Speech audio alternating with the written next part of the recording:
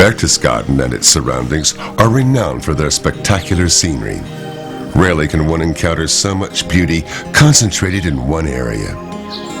The 2,714-meter-high Watzmann Mountain is its most distinctive landmark. This mountain is surrounded by a world-famous countryside at the northeastern edge of the German Alps. The world-famous Ramsal Church, with the Reiteralpe in the background, has been an inspiration for many artists and photographers from around the world.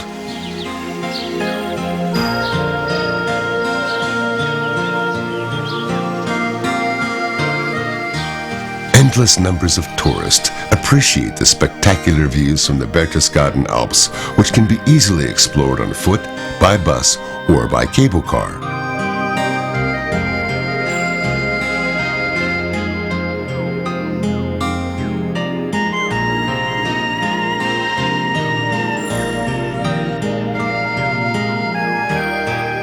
Hikers can reach high altitudes thanks to the well-kept network of trails.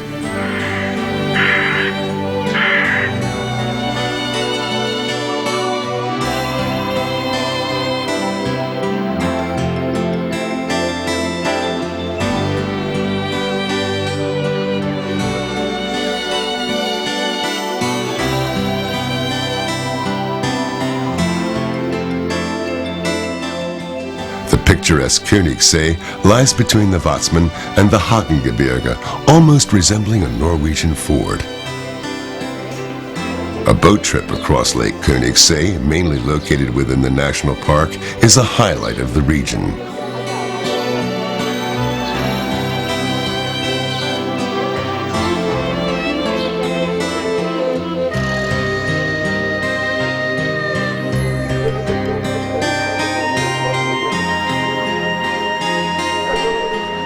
While taking the short journey across the lake on the tranquil electric boat, one can experience the world-famous Königssee Echo.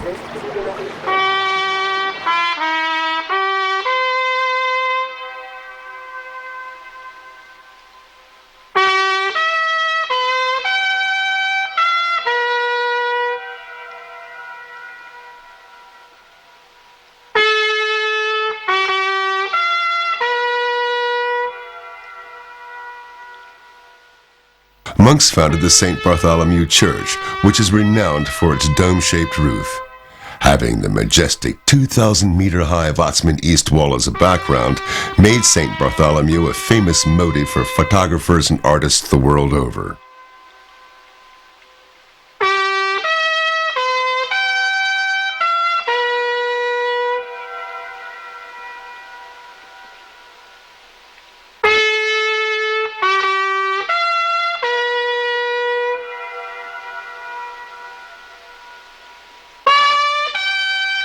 Following a 20-minute journey, the boat docks at St. Bartholomew.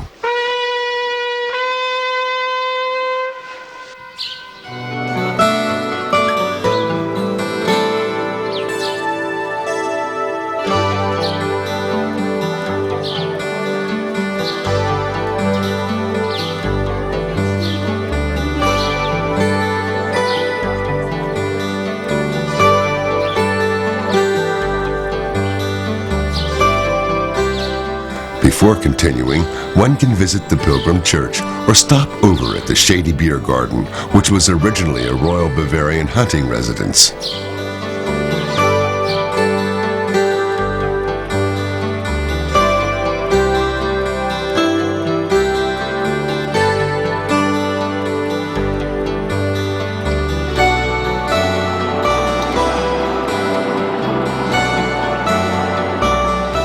The boat trip then continues on to Salette.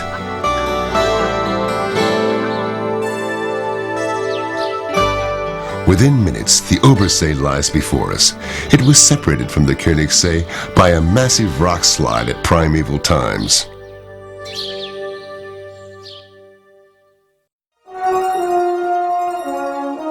A typical day on the Eagle's Nest begins very early. Due to its extreme altitude, the Eagle's Nest lies at 1,834 meters height. The approaching day's commodities have to be transported as early as possible. Before the first bus arrives, the collective deliveries need to be transported through the 127-meter-long tunnel and then per elevator to the tea house situated 124 meters above.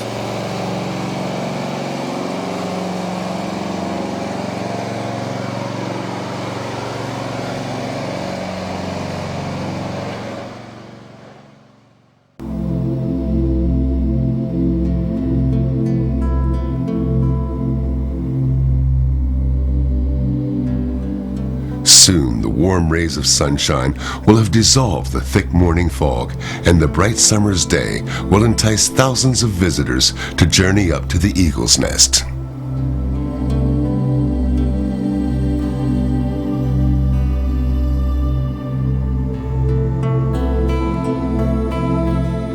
By now, the sunbeams have reached the east side of the Eagle's Nest. It is only for a few morning hours before the first guests reach the mountain peak that the tunnel entrance and the east side of the tea house enjoy direct sunlight.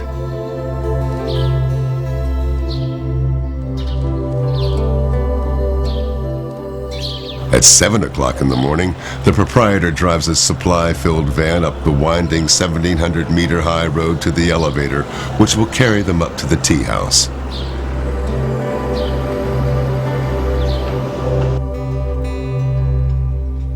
The Kehlstein mountain lies in tranquility as it awaits 9 a.m. and the arrival of the first visitors. The time is well used to prepare for the impending rush. On a bright sunny day such as this, one can count on about 3,000 visitors, which requires a staff of 40 employees. However, this is no cause for the kitchen manager to be alarmed because his work area is equipped with state-of-the-art appliances. It wasn't until 1996 that the entire kitchen and beverage facilities were brought up to modern standards. A good team is imperative for things to go smoothly at rush hour, particularly since quality food and service are highly valued in this restaurant.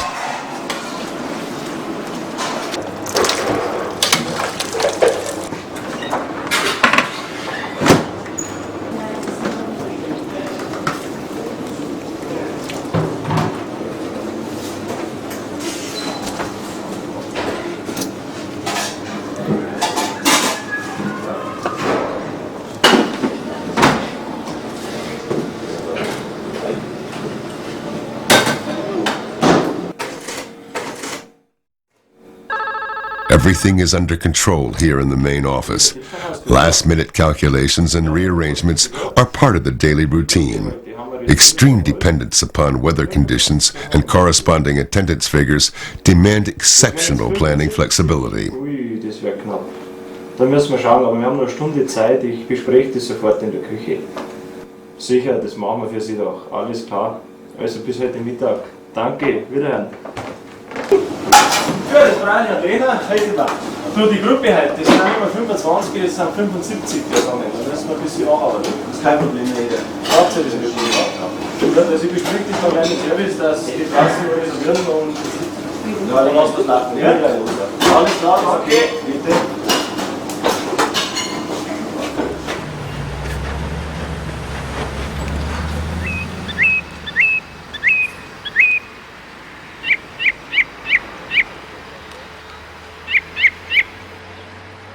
The visitors' parking lot at Obersalzberg at 9:30 a.m. The Hotel General Walker, formerly known as the Platterhof, was demolished in 2001 and made way for this parking lot and bus terminal.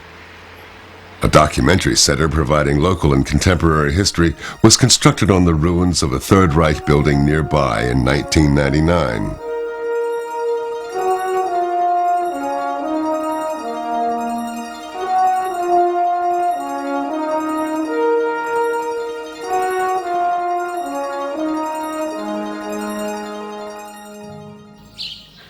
Meanwhile, lines form at the bus terminal. This is the only means of transport to the Kehlstein house. The only vehicles permitted to drive up the private road are the specially equipped public buses. The road trip itself is a once-in-a-lifetime experience, thanks not only to the magnificent scenery, but also to the skillful engineering of this high mountain road. You will notice that there are only 2 hairpin turns on this road.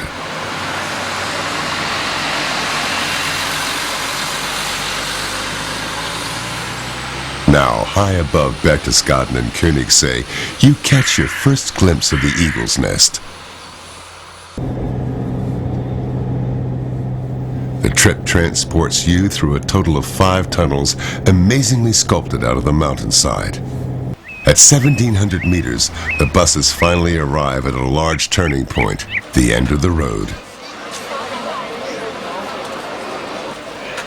One finds the elevator entrance here. However, at first, we would like to direct your attention to the generator room, which has remained in its original condition since 1938. Unfortunately, this area is not open to the public. The predominant part of this construction is the prevailing diesel engine, which powers not only the elevator, but also supplies the entire house with electricity in case of emergency.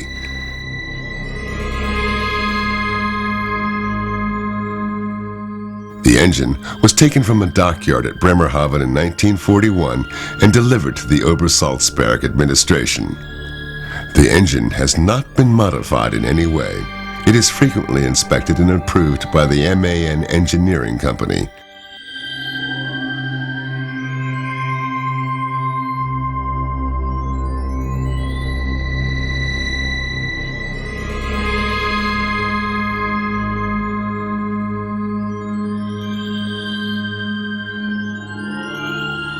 The gauges that you see are all original, dating back to 1937, and are in top working condition.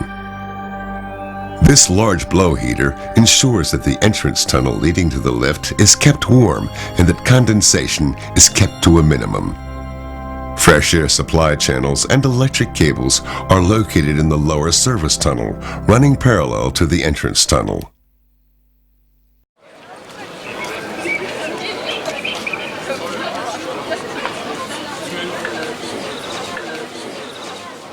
After the visitors have handed over their tickets for the elevator, they proceed through the tunnel, which leads them 124 meters into the mountain.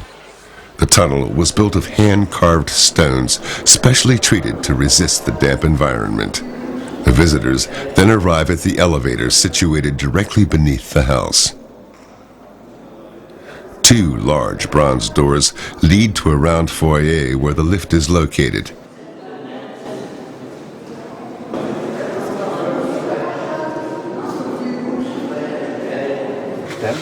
Beautifully decorated with brass and kept in its original condition, the elevator can carry up to 48 people. The electric motor and main fuses from the lift are located in the attic of the house.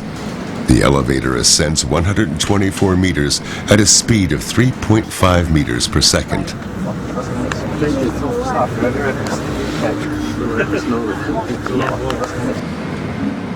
The motor which operates the lift is no longer the original one. It was replaced in 1972. The elevator reaches the top after about 55 seconds. Today, the rooms in this house are used to cater to its many visitors. Previously, this room was also used as a dining area.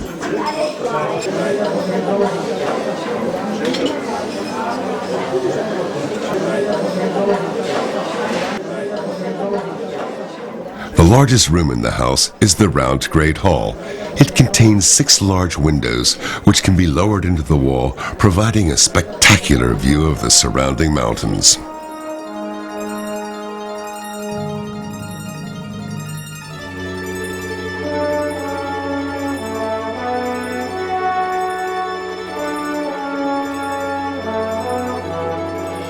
Relatively few original artifacts survive post-war plunderings.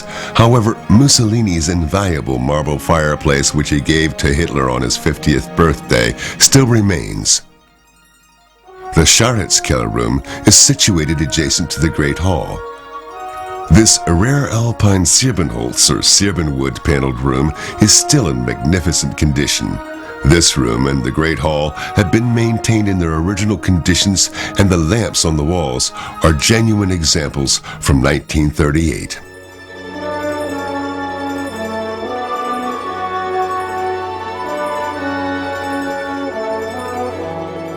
The Scharotzkel room leads to the Sun Terrace, which currently features a small exhibition about the history of the eagle's nest.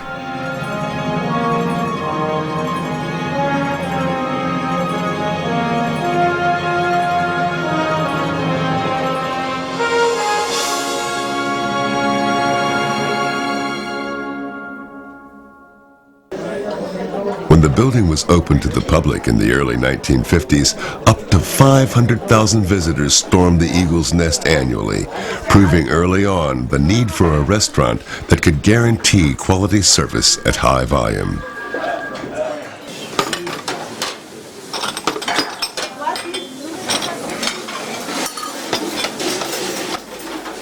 In 2003, it was necessary to make minor changes in the house due to fire safety regulations. There is now a fire exit in the exterior wall. This exit can be found in the hall leading from the elevator beside the original doorway.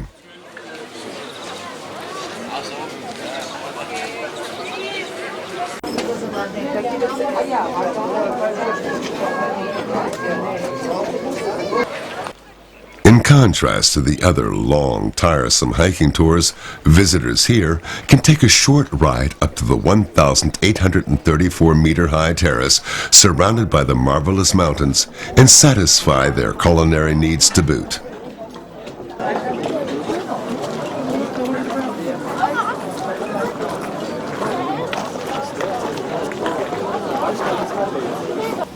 Along the east side of the house is a short path which leads to the lookout platform.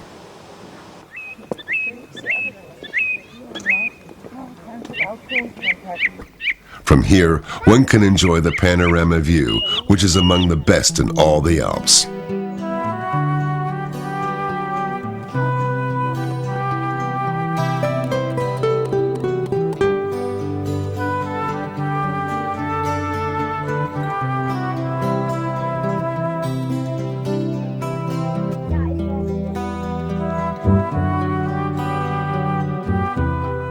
Berchtesgaden, with its many historical buildings from the former First Propstei, lies far below.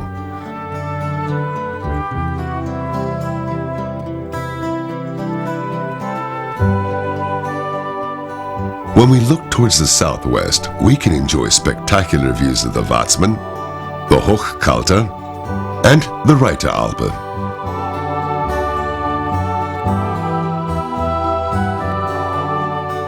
Almost perpendicularly below us are the meadows of the Scharotzkel, a mountain farm. The Buchenhohe settlement can be seen on the other side.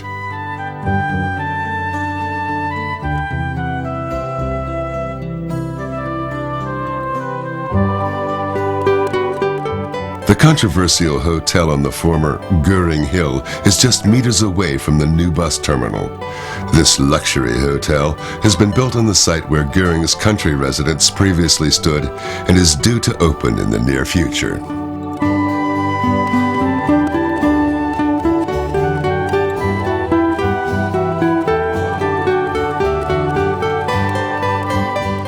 The small footpath behind the house, surrounded by high-altitude alpine plants, leads to the nearby summit cross.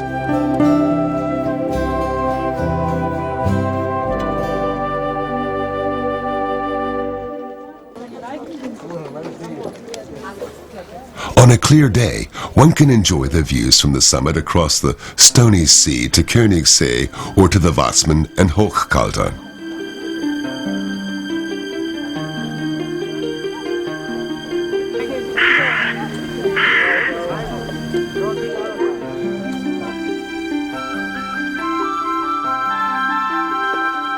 An experienced mountaineer can set off from the Eagle's Nest, which lies in the foothills of the Hohe Göll range, and explore the summits of Göll and Brett.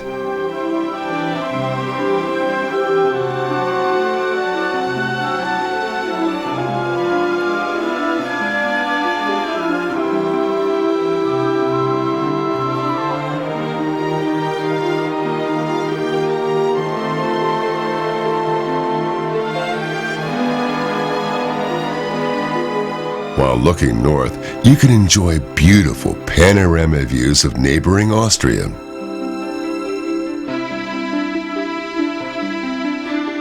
The famous Rossfeld Ring Road is close to the Austrian border. A short footpath leads us further down to the bus turning point, where the descending buses stand ready. The descending trip begins, and a lasting impression of this unique experience will be long remembered. Berchtesgaden's Tourism Commission now offers a program called Kehlstein at Night. The last rays of sunset and a brass band greet visitors upon their arrival to the bus turning point.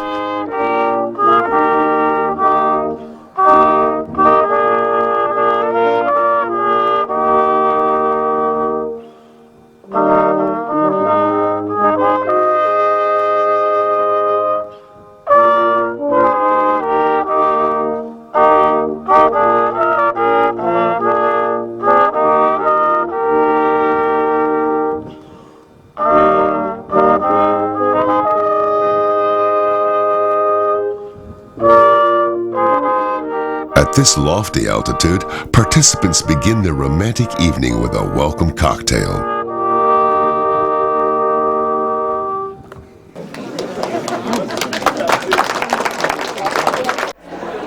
In the cozy Great Hall, one is treated to real Bavarian folk music and culinary house specialties.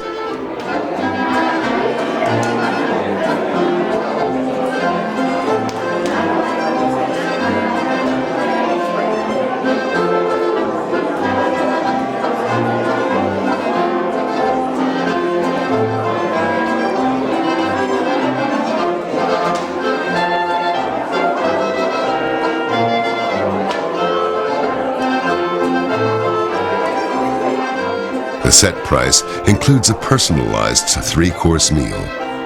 Choice menu options are available for guest selection. There's something to please everyone.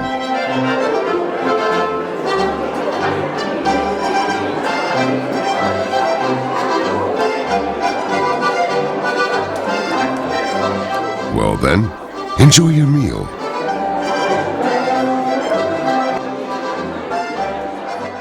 Night has long since fallen outside, and sleepy Berchtesgaden lies at your feet at the end of the return trip.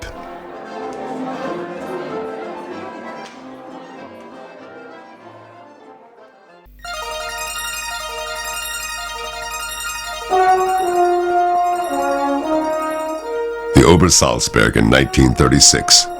The Obersalzberg became increasingly important as the second seat of government for Hitler since he seized power. Hitler's country residence, the Berghof, was renovated and extended on numerous occasions. Many of Hitler's inner cabinet also moved to the Obersalzberg, while Minister Albert Speer, Josef Goebbels, and Hermann Göring were there only part-time. Martin Bormann had a house very close to his Führer Hitler and spent most of his time there.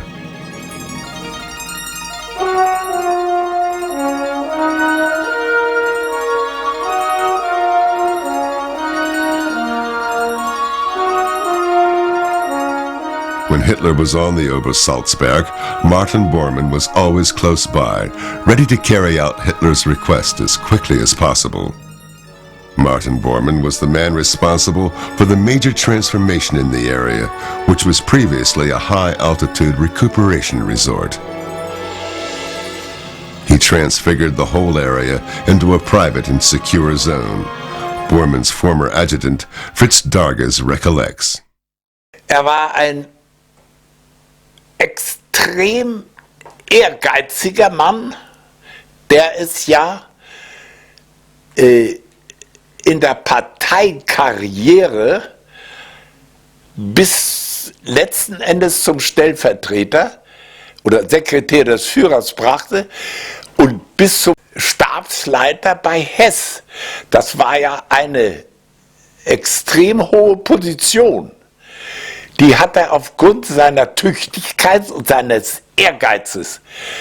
Aber er ließ auch Leute übers Messer springen. The former caretaker of Hitler's Berghof, Herbert Göring, who can be seen on the right beside Hitler in this picture, recalls how Bormann realized Hitler's ideas promptly. Hitler dürfte nur irgendeine Idee äußern oder einen Gedanken. Sofort hat er die verstrickt. Siehe Kehlsteinhaus, siehe Gutshof, siehe die Gewächshäuser. Der Kehlstein ist ein vorgeschobener Berg, springt doch vor, nicht wahr? Hat Hitler mal gesagt, wäre doch wunderbar ein Aussichtspunkt, eine Sitzgelegenheit mit einem Aussichtspunkt zu errichten. Eine wunderbare Aussicht. Und das war schon wieder der Anstoß für Bormann für den Bau des Teehauses, nicht wahr? Durch diese Gedankengänge von Hitler. November 1936, a meeting was requested on the Obersalzberg by Martin Bormann with Dr. Fritz Todt, who was General Inspector for German road infrastructures. Todt was the most highly respected road planner of his time and was therefore considered the most competent man for the Project Kehlstein.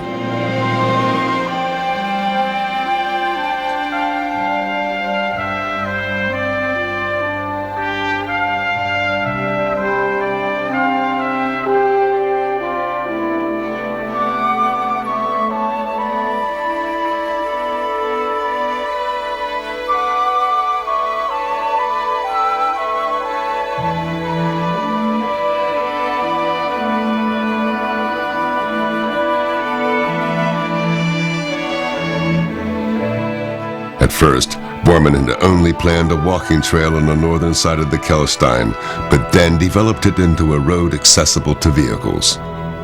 On the 12th of April 1937, Bormann visited the construction site and expressed his wishes to build a road up to the south face of the mountain which could provide superior views of the surrounding countryside.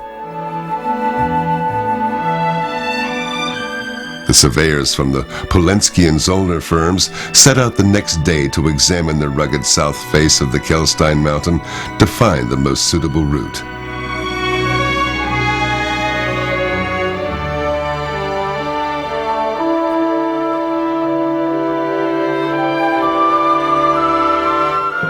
During a following visit to the construction area, Bormann suggested that the road should be extended to just below the summit.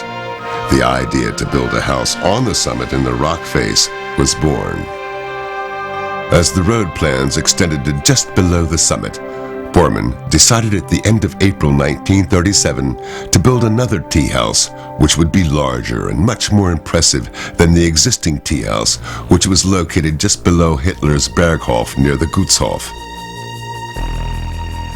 In the meanwhile, Bormann considered the Eagle's Nest to be the ideal 50th birthday present for Hitler from the Nazi Party.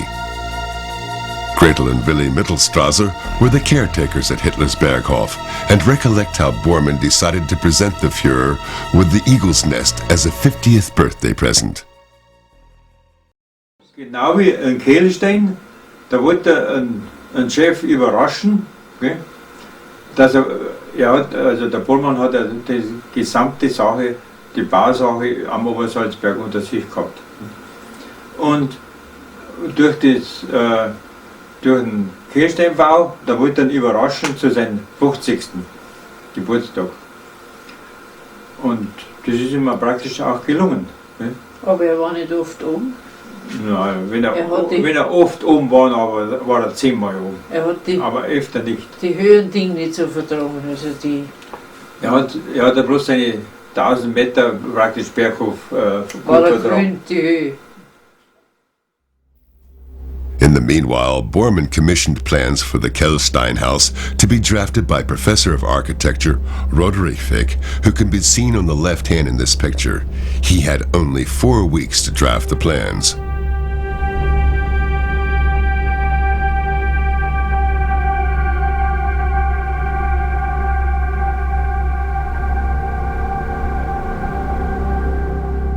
Bormann was immediately impressed by the architect's plans. This draft illustrates the house face covered with granite blocks, which fits into the surrounding scenery. The road building plans had to be considerably changed to accommodate the construction of a house on the 1,834-meter-high Kehlstein Ridge. The course of the road was finalized during a subsequent visit to the building site on July 12, 1937, by Bormann, Dr. Todt, Professor Fick, and diploma engineer Hans Halpner from the State Planning Office, who can be seen in the center of the photo. They also agreed to build a tunnel leading to a lift which would ascend into the interior of the house.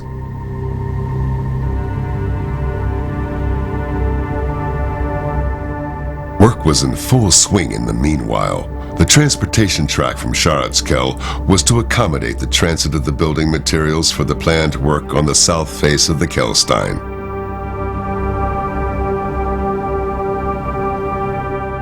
At the same time, the Polensky and Zollner companies began construction of the Kehlstein Road.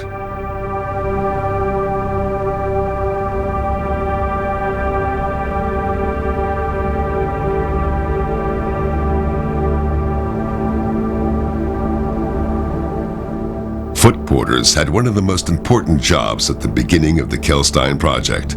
About 50 men would have to hand carry the materials up along rough footpaths. They erected simple bases at different key points.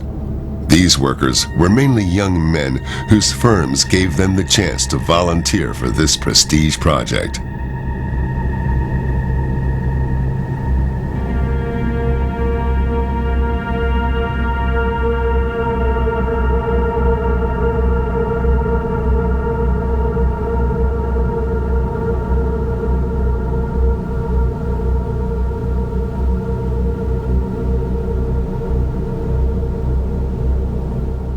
On October 2nd, 1937, only 4 months later, construction for a cable car began, which made transportation of the building materials for the upper construction sites a lot easier.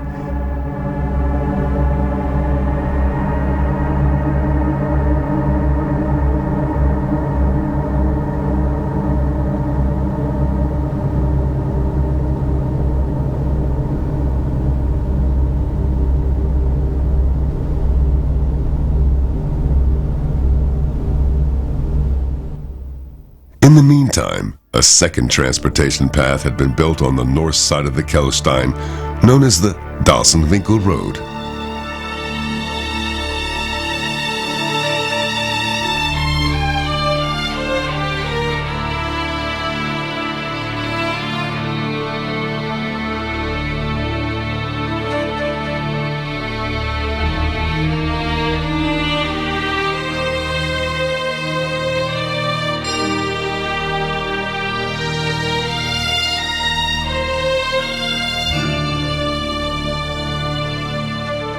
At about the same time, worker accommodation barracks were delivered from a company in Munich. At that time, the Obert-Salzberg Road was still unpaved, which often led to problems for the heavy trucks. Nor was it unusual for the local farmers to come and help out when problems occurred.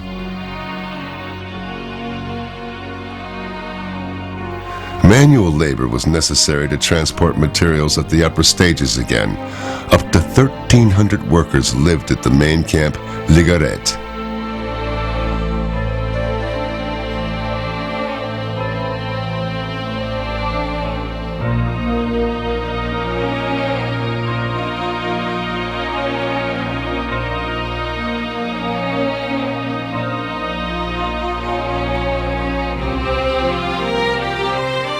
In addition to the administration office, there was a canteen and a theater.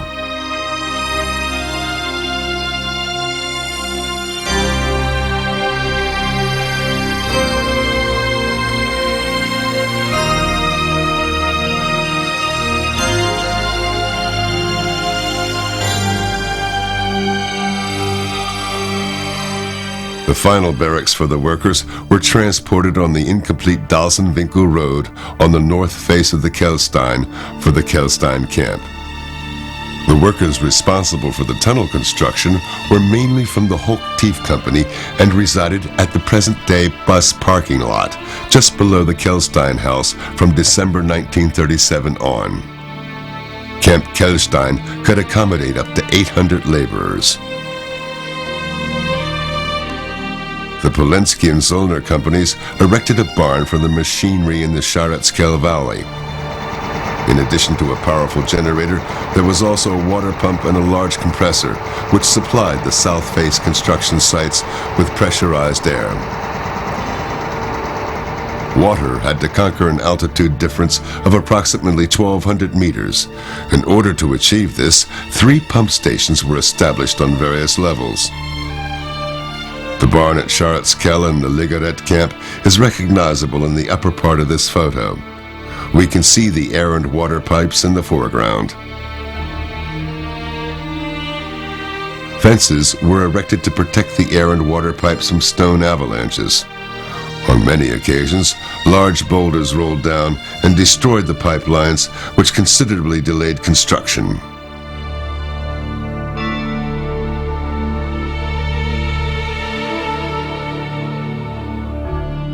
The middle and upper level of the Kehlstein Road construction began in the summer of 1937, following the completion of transportation tracks.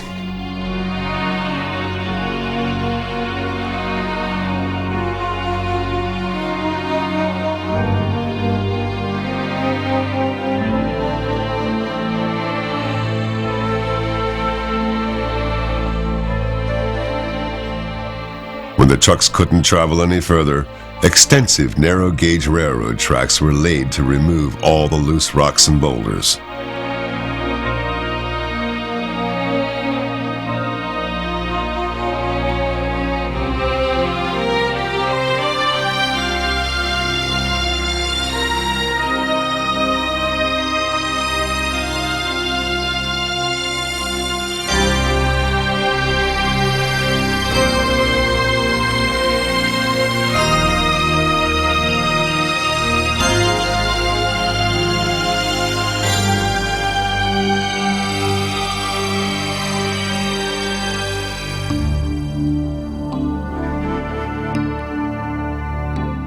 The muddy paths posed enormous risks for the workers.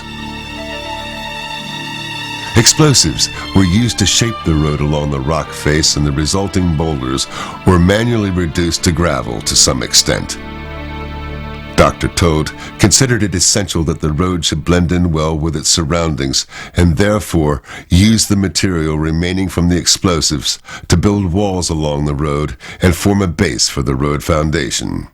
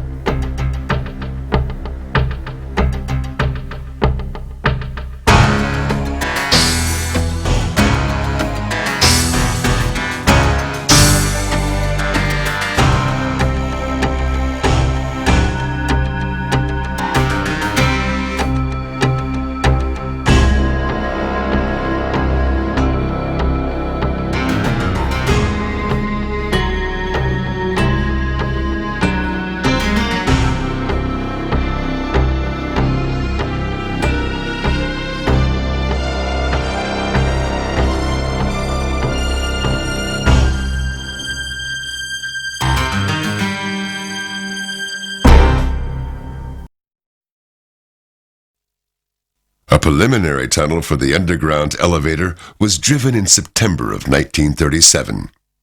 The wreck company was subcontracted by Polensky and Solner for this job. Just 2 weeks later, the tunnel was already 100 meters deep, and the cavity for the elevator was broken through from the summit ridge.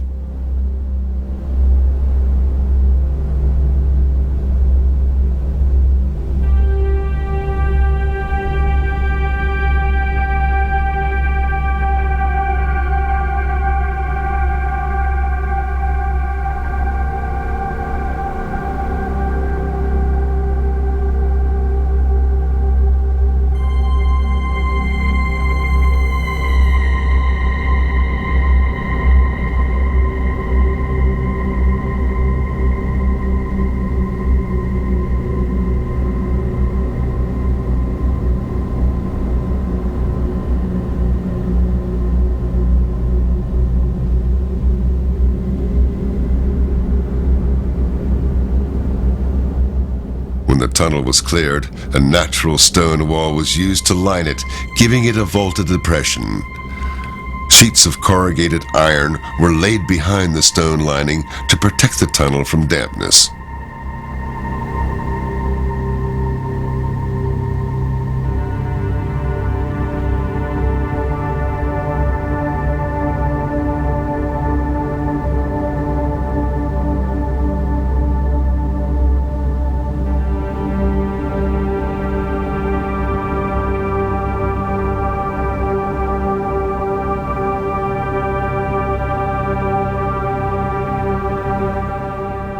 The walls of the tunnel were lined with kehlstein marble, which was taken from a quarry just above Berchtesgaden.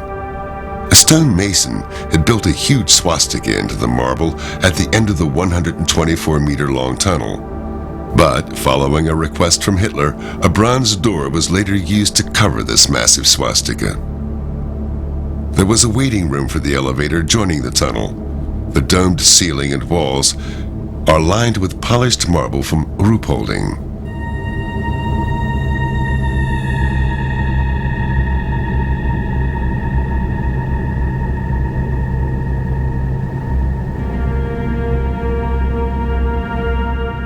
An engine room and another tunnel, which housed the heating, ventilation pipes, and electric cables, were built running parallel to this tunnel, about 40 meters away from the main entrance. In case of a power cut, a backup diesel submarine engine was delivered from a shipyard in Bremerhaven to provide power for the lift and the house itself.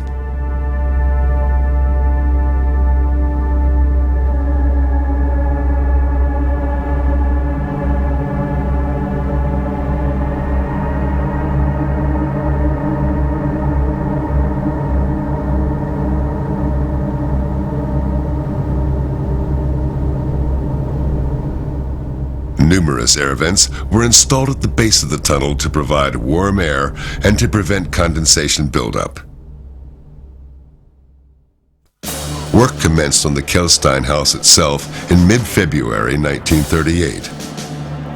On the peak of the Kehlstein at 1,834 meters height, they erected the first areas of where the house would stand.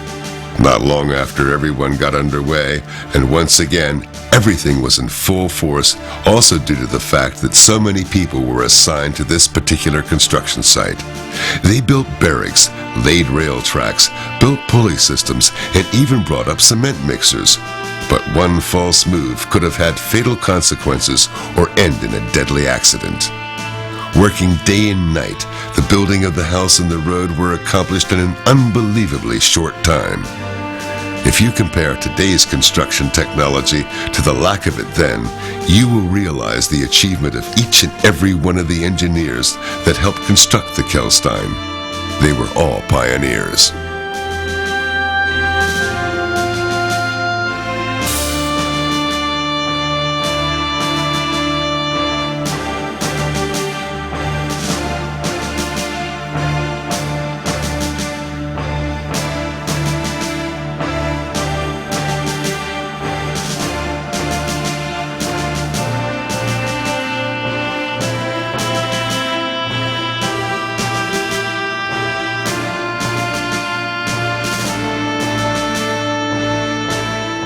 While the exterior walls of the house are predominantly made of concrete, the interior walls are made of brick.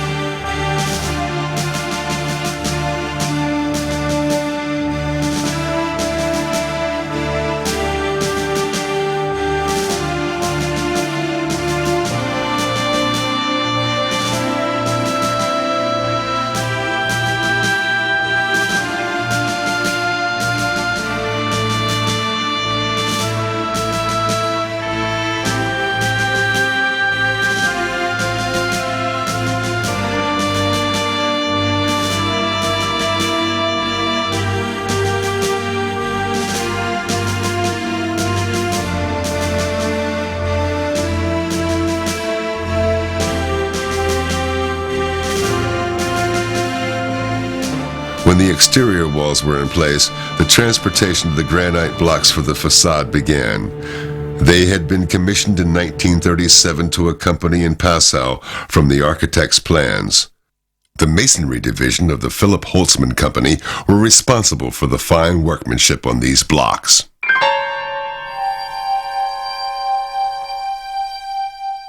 The elevator leading up to the house was completed while work continued on the house. The lift's interior walls were lined with brass, and it could transport up to 12 people.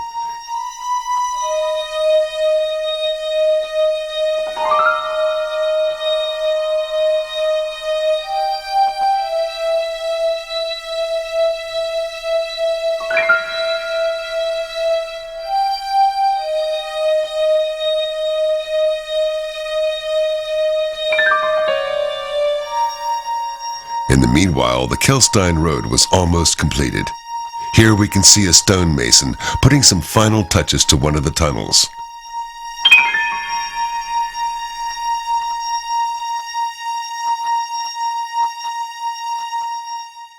The rocks are reduced to gravel to be used as a foundation base for the road.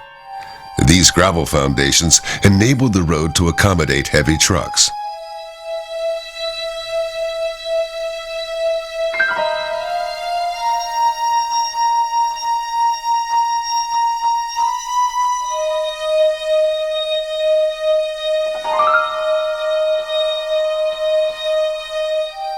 Paving of the road itself was an adventure in itself.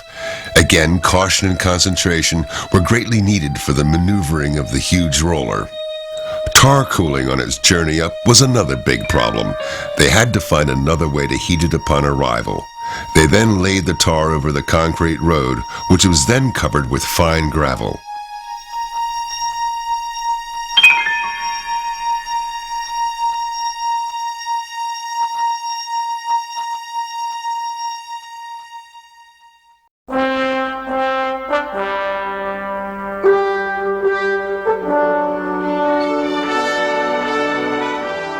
After 12 months of hard work, interrupted by the winter, it was now August of 1938. The road was completed. The whole project cost around 30 million Reichsmark. On final inspection, the chief engineers confirmed that the construction met with original plans. An amazing feat of engineering, which must also pay tribute to the 10 men who lost their lives during its construction.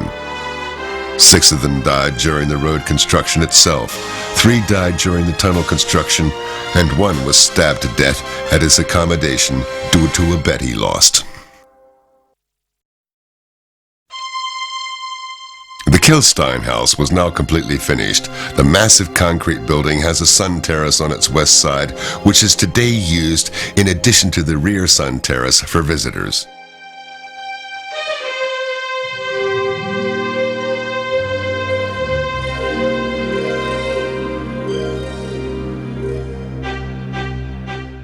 The center of the house is octagonal in shape and was built with massive square sandstones. You used to be able to see Hermann Göring's house from the large windows here. At the bottom of the small round hill, there used to be a greenhouse, and Bormann's house was also visible.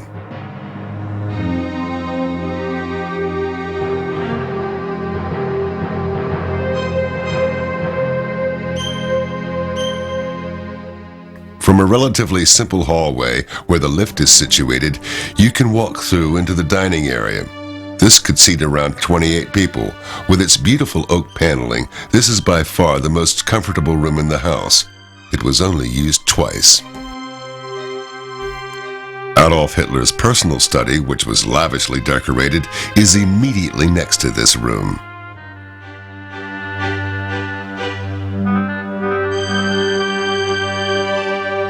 The kitchen was situated next to Hitler's study. The kitchen equipment was supplied by the Kraft Company, and it was considered state-of-the-art for its time. The lounge for the security staff was situated opposite the kitchen on the other side of the hallway, beside the toilets.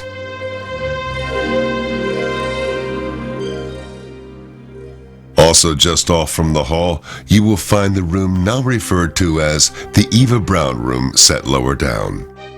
Yet again, expensively decorated, it is covered with a wood that can only be found in this particular Bavarian region. The view from this room is a spectacular one over the mountain range. This room, along with the Great Hall, had priceless tapestries plus other expensive decoration, which then cost 56,000 Reichsmark. Today, that is roughly 250,000 euros. The magnificent fireplace was a gift from Mussolini to Hitler upon his 50th birthday. Unfortunately, over the years, souvenir hunters have broken pieces of marble off to take home.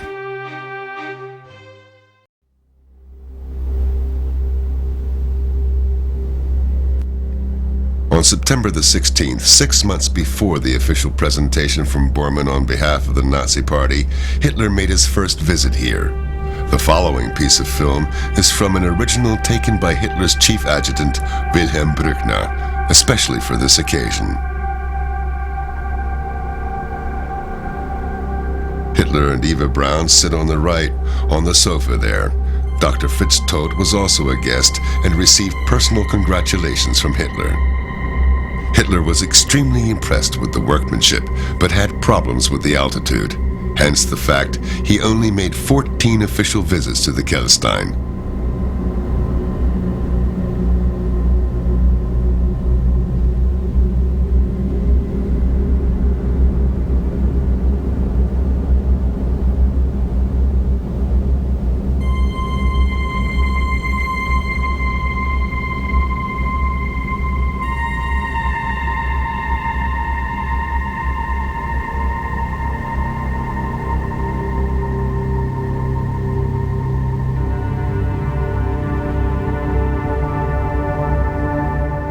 How often he was there unofficially is still not known, even today.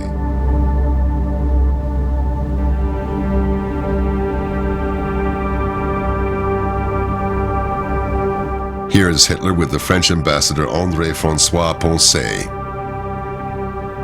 Mussolini's foreign minister Count Ciano also enjoyed the spectacular views from the sun terrace. Dr. Robert Ley, the leader of the German Arbeitsfront, can be seen on Hitler's left, along with his wife and Gauleiter Wagner. Julius Schaub, Hitler's personal adjutant, can be seen on the right. We can just about recognize Martin Bormann at the side of the house. There were permanent guards posted on the Kehlstein in both summer and winter. No easy task considering the area they had to cover, ensuring that sabotage would be impossible.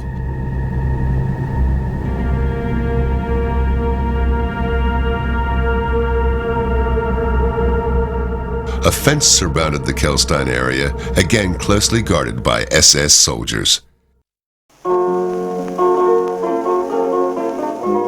Hitler's longtime girlfriend, Eva Braun, used the house quite often, bringing her sister Gretel along and other friends, spending time together in her private room and also on the sun terrace. This is Eva's longtime friend, Hertha Schneider, with her husband, Colonel Erwin Schneider. One would only take a trip to Kehlstein when the weather was good. Eva Braun enjoyed the privilege of freedom around the whole Ober-Salzberg area, being Hitler's secret life companion. She and her friends would often take a trip to the Kehlstein at short notice when the weather was favorable.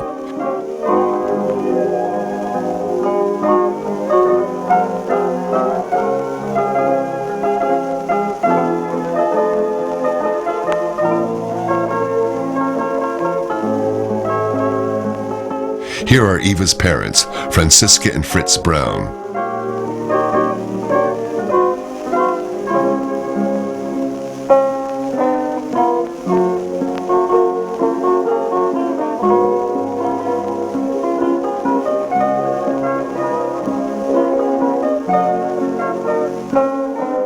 Eva Braun met Hitler in 1930 while he was visiting his personal photographer Heinrich Hoffmann at his studio in Munich. Hoffmann is to be seen on the left of this picture.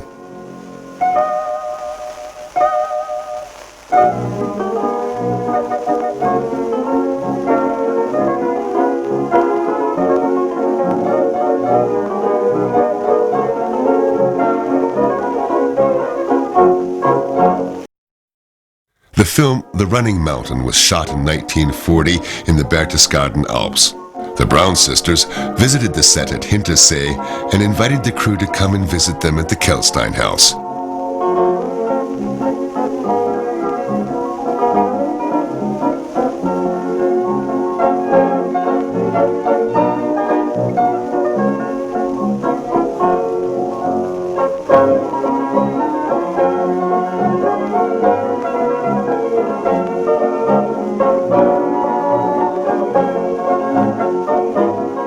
On the right side of this picture is Hansi Knotek, and beside her, Paul Richter.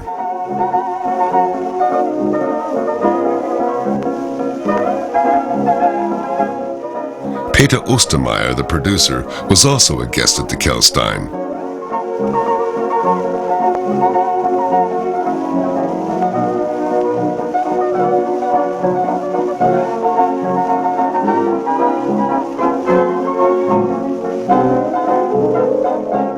Frau Bormann often visited the Eagle's Nest with her children.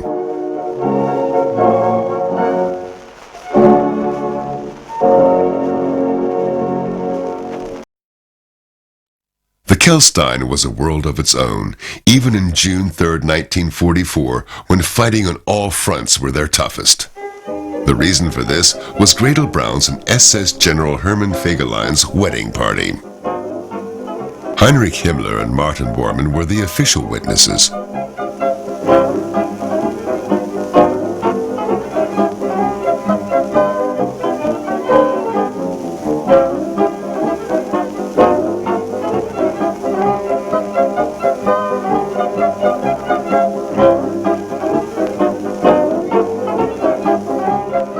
Following the wedding ceremony at Mirabell Palace in Salzburg, the newly married couple drove to Hitler's Berghof to be personally congratulated by him.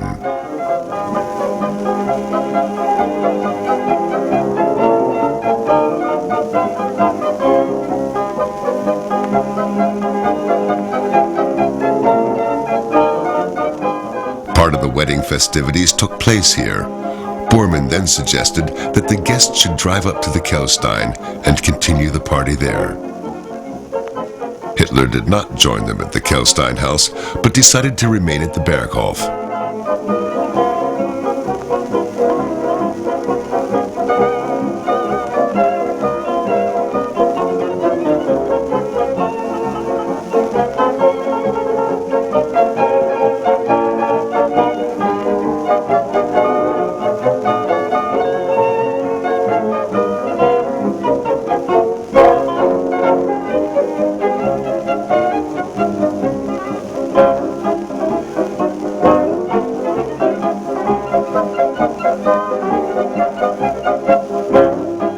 The kitchen at the Kehlstein house was not used on this occasion. The kitchen staff from the Platterhof were called upon to transport warm food up to the Kehlstein house.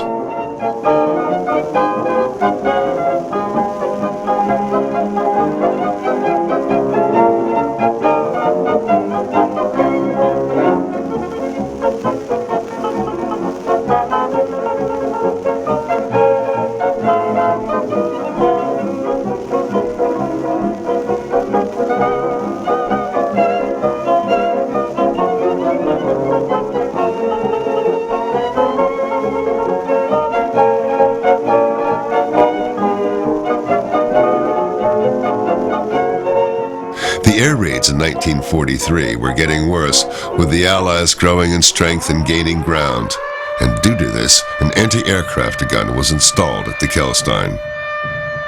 In 1944, a plan had already been made by the Allies, a plan to be carried out by air attack to destroy the Obersalzberg.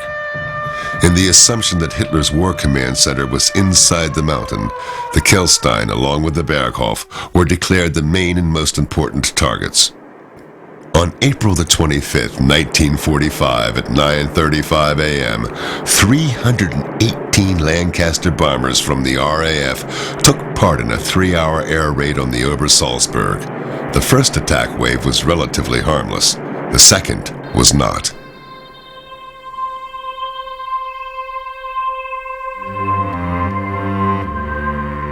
On the right of the picture is the site of the Berghof house, and in the background, Bormann's house.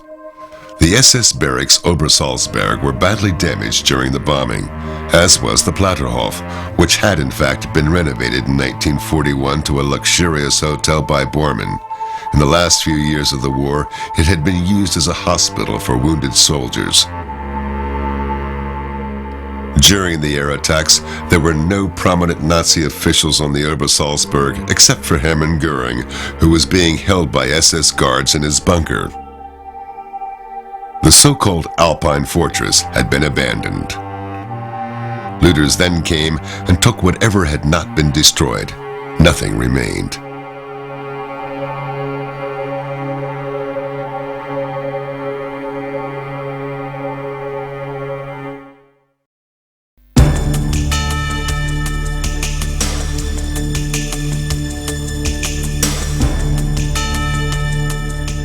Berchtesgaden and the Obersalzberg surrendered quietly to the 101st Airborne Division of the U.S. Army on May the 5th, 1945. The original orders were to take the Obersalzberg and arrest any prominent Nazis.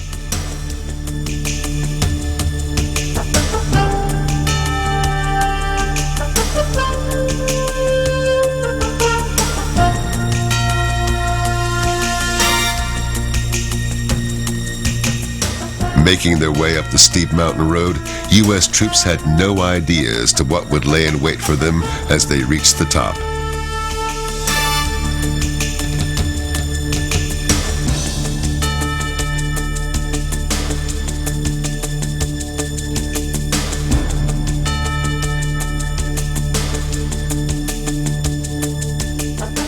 After taking the Obersalzberg, they continued by forming a colony of cars that proceeded to take them up to the Kehlstein. This original film clip was taken by an American soldier and documents the occupation of the Alpine fortress.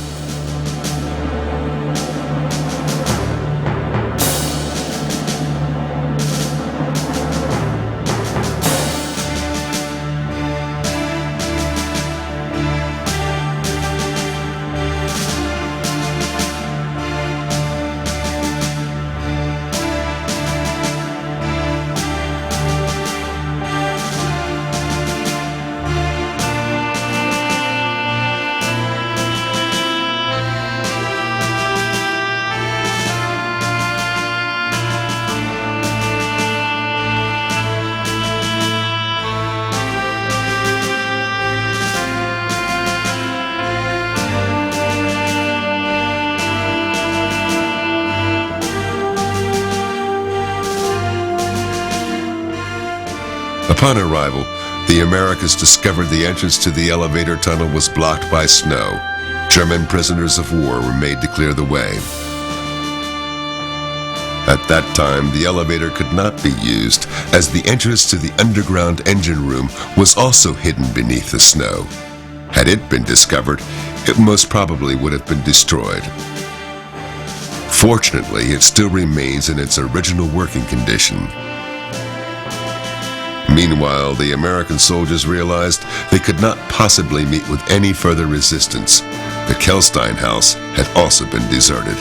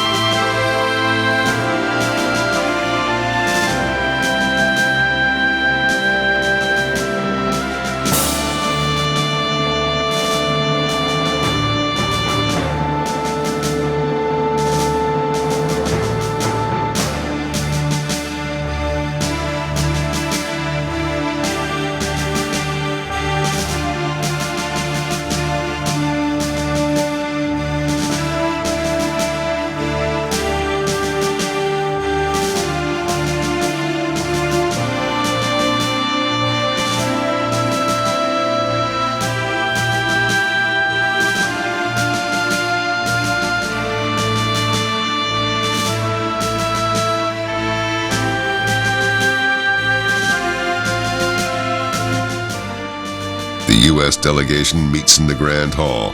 With appreciation in not meeting any resistance during the occupation of the Eagle's Nest, they can be observed here, relaxing. The very first visitor to the Kehlstein was General Maxwell Taylor, who commanded the 101st Airborne Division.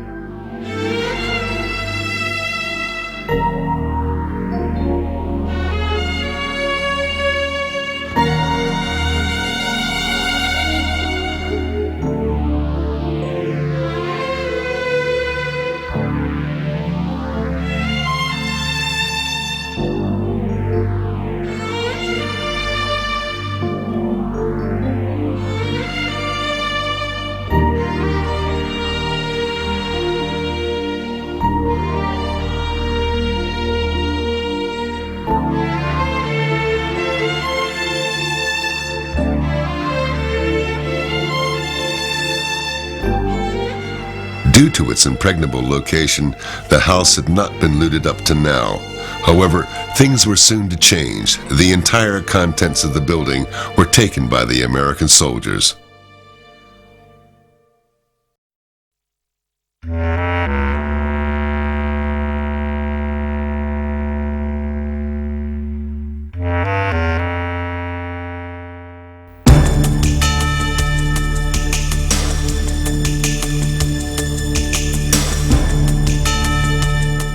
The Kehlstein, renamed Eagle's Nest by the Americans, was now a popular attraction for generals and political leaders of the Allies.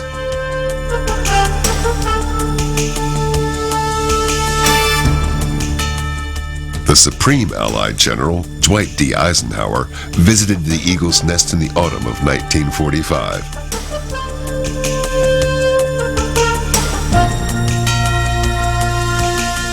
The house was not open to the public in the years immediately following the war. The Kehlstein house was handed back to the German state in 1951.